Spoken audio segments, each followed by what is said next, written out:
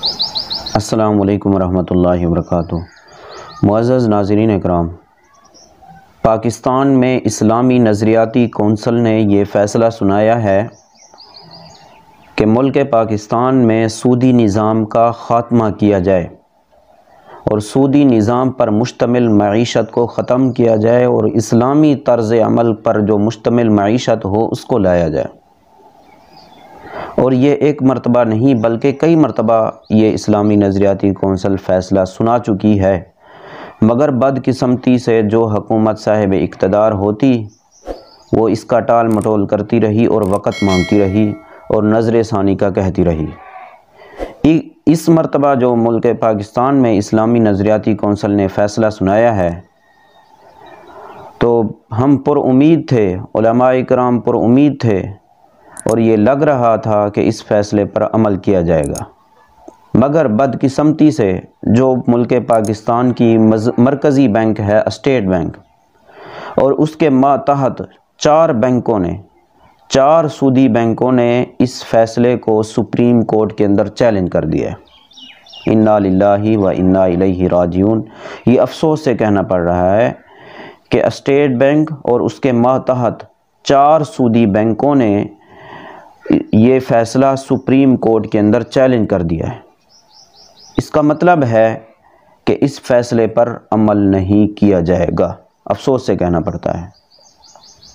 پہلے نمبر پر تو یہ سود اللہ اور اللہ کے رسول کے خلاف اعلان جنگ ہے، گویا کہ سود خور بندہ اللہ اور اللہ کے رسول کے خلاف اعلان جنگ کر رہا ہے کہ اگر کوئی کسی ملک کا بادشاہ اگر کہہ دے کہ اگر یہ کام کرو گے تو میری طرف سے اعلان جنگ ہے، تو اس کام کو کرنے کے لیے کوئی تیار نہیں ہوتا۔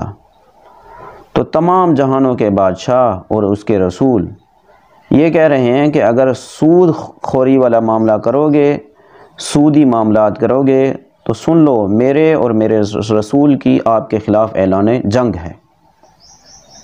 یعنی یہ ہم نے پاکستان کے اندر جو سودی نظام نافذ کیا ہوا ہے، گویا کہ اللہ اور اللہ کے رسول کے خلاف اعلان جنگ قبول کیا ہوا ہے۔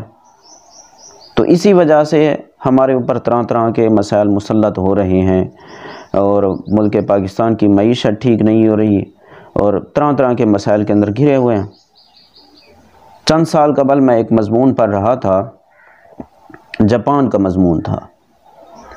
جاپان کے اندر حکومتی سطح پر اس سودی نظام کو ختم کر دیا گیا ہے، سود والا معاملہ بھی وہاں پر نہیں ہوتا، اور آج جا کر ان کی معیشت دیکھیں۔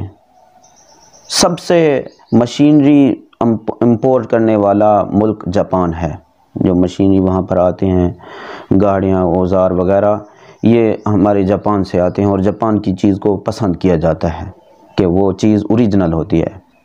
تو انہوں نے سودی نظام کو ختم کر دیا ہے، تو اور بدقسمتی سے جو ہمارا ملک پاکستان کلمے کی بنیاد پر بنا تھا، اس پر پچھلے 75 سالوں سے یہ نظام سودی نظام نافذ ہے۔ تو ہماری یہ ذمہ داری بنتی ہے کہ ہم ان بینکوں کا بائیکاٹ کریں، جو 4 بینکیں ہیں ان بینکوں کا ہم بائیکاٹ کریں۔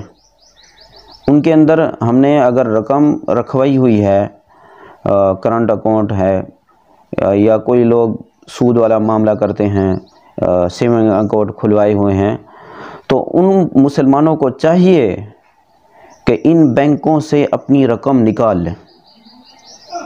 حضرت شیخ الاسلام مفتی محمد تقی عثمانی صاحب نے ٹویٹ کیا ہے کہ مسلمان پر، ذمہ دار مسلمان پر یہ ذمہ داری عائد ہوتی ہے کہ وہ ان بینکوں کا بائیکاٹ کریں۔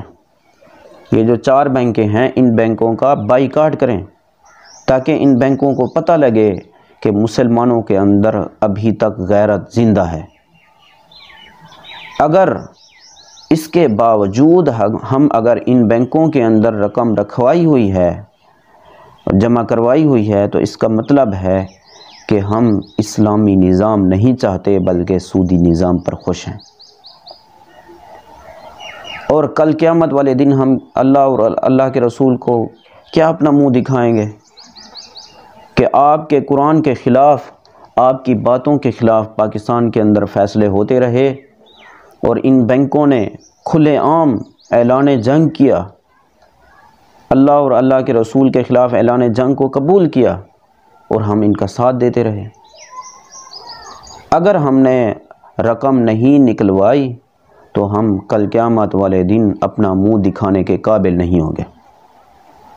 تو میرے دوست اور میرے بھائی، چند پیسوں کی خاطر ہم یہ نہ کریں کہ ان بینکوں کا ساتھ دیں، بلکہ ان بینکوں کے خلاف آواز اٹھائیں، تاکہ کل قیامت والے دن ہم اللہ اور اللہ تعالیٰ کے رسول کی شفاعت کے مستحق ہوں، اللہ تعالیٰ کے سامنے اپنا چہرہ دکھانے کے قابل ہوں، رسول کی شفاعت کے مستحق ہوں۔ تو میں دعا ہے اللہ رب العزت سے کہ اللہ رب العزت تمام مسلمانوں کو ان کے خلاف بائیکاٹ کی مہم جاری کرنے کی توفیق عطا فرمائے۔ وآخر دعوانا ان الحمد للہ رب العالمین۔